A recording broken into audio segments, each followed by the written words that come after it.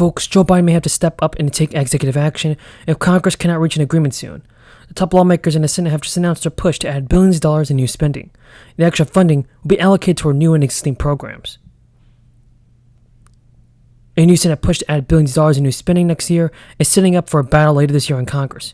It could result in a partial government shutdown, and it can't be resolved by September 30th. The top Democrat and Republican on the Senate appropriations reached a deal this Thursday to add $14 billion in emergency funding for defense and non-defense spending. A Senate aide told Fox it's a very routine thing. They do this almost every year. But that addition will put the Senate on a collision course with House Republicans, whose conservatives have been pushing for spending cuts even below the debt ceiling limit. Kevin McCarthy and Joe Biden are ready for this, and the Senate's higher number was already angering Republicans in the House. They have made clear that they don't want to see their promised cuts evaporate, and some GOP representatives have said it's a concern for those of us in the House who see the final debt ceiling agreement as spending too much. Even GOP Senator Susan Collins said later in a hearing that, "I want to point out that this bill is, as well as many others who have approved it, that this year's was below last year's funding, in enacting for the anonymous bill. But House Republicans, including those who support the final deal, made clear that they would not be entertaining or entering any compromise that could be seen as adding to the agreed-upon spending levels." Top conservatives met with House GOP leaders like Kevin McCarthy are meeting in the House, where they planned on how to cut spending even further below the current mark. That's after the House Appropriations Committee chairman committed to bringing spending levels below that line. But overall, if an agreement cannot be forged on a path forward by September, Congress risks leaving the government in a shutdown. And the Biden administration has already wiped out $40 billion in student loans for 804,000 borrowers. That's fixing more than 20 years of debt. The Department of Education has said that qualifying borrowers will be notified if their loans will be discharged in the coming weeks. It comes weeks after the U.S. Supreme Court struck down Joe Biden's broader $400 billion student loan plan. The move will fix administrative efforts that are meant to be for borrowers, and payments do not count towards them qualifying for student loan. Even the Education Secretary said, "For far too long, borrowers feel and felt through the crisis of a broken system that failed to keep accurate track of their progress toward forgiveness. Borrowers eligible for the forgiveness after 20 or 25 years of payments, depending on their plan. And the U.S. government offers multiple types of income-driven payment plans, under which borrowers can make monthly lump payments for their income." Details on the exact requirements were not included in the plan, but a common threshold for a state-level benefit is 80 hours a week a month, or a comparable amount of job training or volunteer work.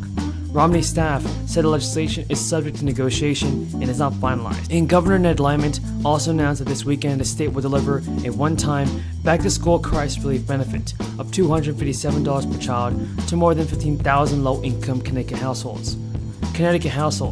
Known as the Emergency Assistance Fund, the special benefit comes as $7 million federal grant through the American Rescue Plan.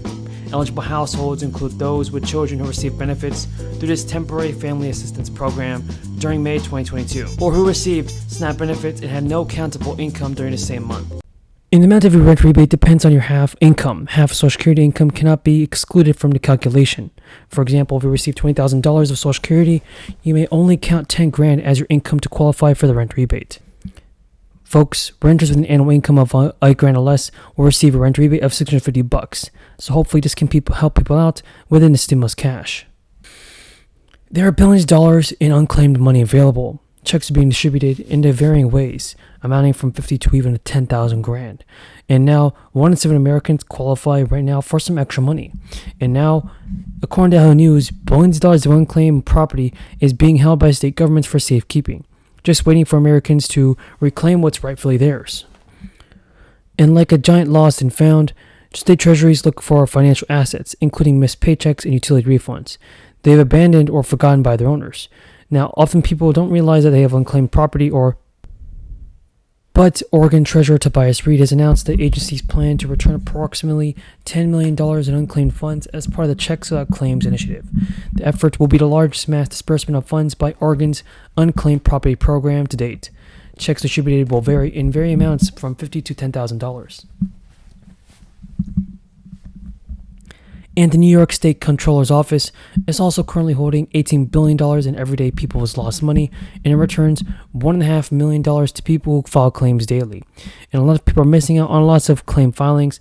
There are over $7 billion sent to go to people in June, and even more is coming. The Biden administration has also approved $20 million in investments to help finance clean energy projects, including installing electric vehicles, charging stations, retrofitting homes to make them energy efficient, and providing communities with battery backup power. Senior officials have said that the investment across 2 grant competitions aims to help communities that have faced historic underinvestment. Even Kamala Harris touted the investment Friday afternoon during an event. She said that the climate crisis is one of the most urgent matters, touching on how the communities in the U.S. are facing droughts, flooding, and even wildfire smoke.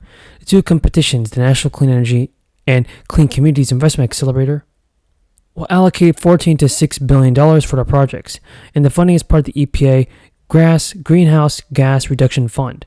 It will help so many people, folks.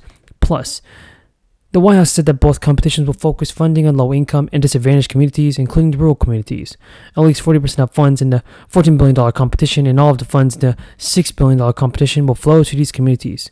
Kamala Harris even said that the investments will help families' budgets by improving energy-efficient systems and public health by promoting clean energy and utility bills.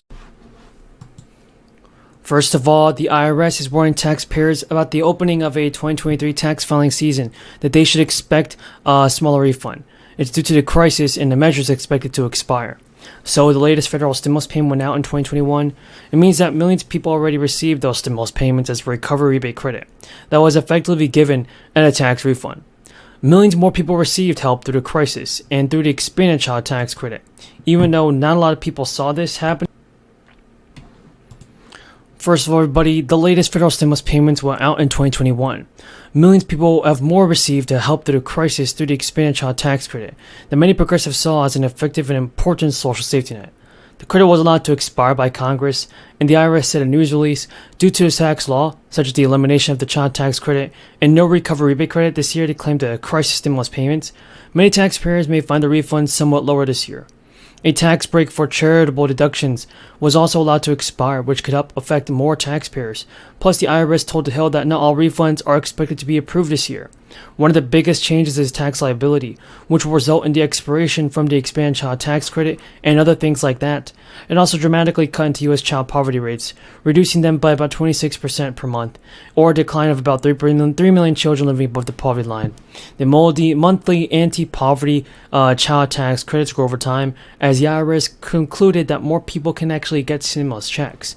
Critics of the expanded credit said it was too expensive to maintain indefinitely, and it was only a temporary measure that was made by the crisis. So folks, here it is. We got some more news about this. Taxpayers claim that earning the income credit was without no choice. You can now file your taxes on time. The IRS is clearing up some confusion after advising taxpayers to wait to file their tax returns. The agency now says it's decided not to tax most states' stimulus checks from 2022, which had prompted that.